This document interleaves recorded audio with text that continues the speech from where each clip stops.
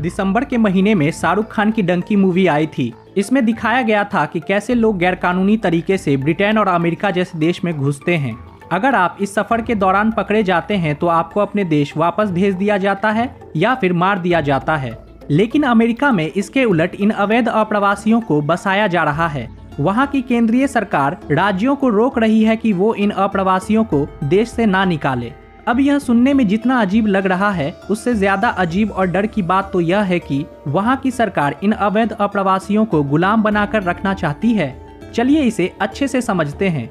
जैसा कि हम जानते हैं कि अमेरिका के बड़े शहर काफी महंगे हैं। अगर आपको न्यूयॉर्क जैसे शहर में ठीक ठाक सी जिंदगी गुजारनी है तो इसके लिए आपको प्रति माह $5,000 कमाना होगा, जो भारतीय रुपए में 4,25,000 बनते हैं। इतने पैसे हर महीने कमाना बहुत ही कठिन है। अब चलिए इनकी योजना को इन 4 बिंदुओं से समझते हैं। पहला, अमेरिका का बढ़ता कर्ज। अमेरिका खुद को सर्वश्रेष्ठ देश मानता है और विश्व भर में अपना वर्चस्व बनाए रखने के लिए वह कई देशों को पैसा देता है, वह युद्ध लड़ता है। इतना व्यर्थ का पैसा खर्च करने के कारण ही उसका कर्ज बढ़कर 34 लाख करोड़ डॉलर का हो चुका है। वहीं अमेरिका का कुल जीडीपी ही 27 लाख करोड़ डॉलर का है। अब अमेरिका के बढ़ते कर्ज के कारण इसकी स्थिति काफी खराब होती जा रही है। इस विपदा से निपटने के लिए उसे ज्यादा से ज्यादा लोगों की जरूरत है जो विपदा आने पर उसके करों का बोझ उठा सके।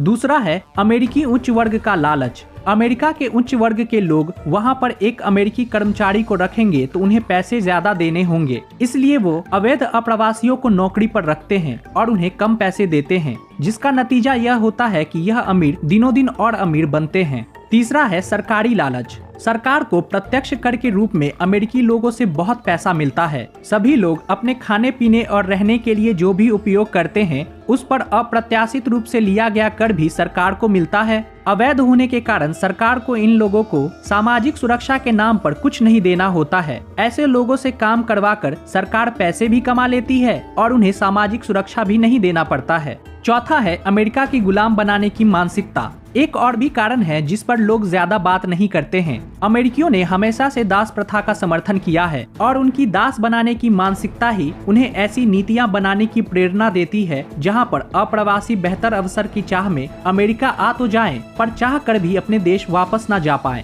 यह नीतियां चाहे अवैध रूप से करोड़ों अप्रवासियों को लाकर बसाने की हो या वैध रूप से आ रहे करोड़ों भारतीयों को अस्थायी बनाने में हो रहे 10-15 सालों की प्रतीक्षा करने की हो, हर ओर से यह नीतियां एक अप्रवासी को उसके देश से काटकर गुलाम बनाने की ही है।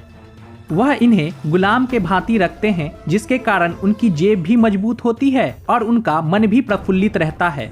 आज की स्थिति को देखकर यह तो साफ है कि अमेरिका का भविष्य अच्छा नहीं है। कुछ ही वर्षों में जब भारत जैसे देश थोड़ा बेहतर करेंगे तो बहुत से भारतीय मूल के अप्रवासी भी अमेरिका छोड़कर भारत चले जाएंगे। इन वापस जाने वालों में सबसे आगे होंगे वह लाखों वैध रूप से रह रहे भारतीय जो 10 साल से अमेरिका में अस्थायी बनने की प्रतीक्षा कर रहे हैं। इन वैध रूप से रह रहे भारतीयों के जाने पर अमेरिका को वह करोड़ों रुपए मिलेंगे जो इन भारतीयों ने बुढ़ापे में मिलने वाली सामाजिक सुरक्षा के नाम पर अमेरिकी सरकार के पास निवेश किए हैं। इसलिए हमें अवैध या वैध तरीके से अमेरिका जाने पर विचार करना चाहिए। हम वहां जाकर गुलामों की भांति काम करते हैं, जिसका फायदा इन देशों को आर्थिक रूप से होता है। बाद में इसी अर्थ का प्रयोग वो भारत समेत विश्व के अलग अलग देशों को बर्बाद करने में करते हैं। इस सब से हम यह समझ सकते हैं कि हमें अपना निर्णय सत्य के आधार पर करना चाहिए, ना कि लालच से भरे लोगों द्वारा रची गई माया के आधार पर।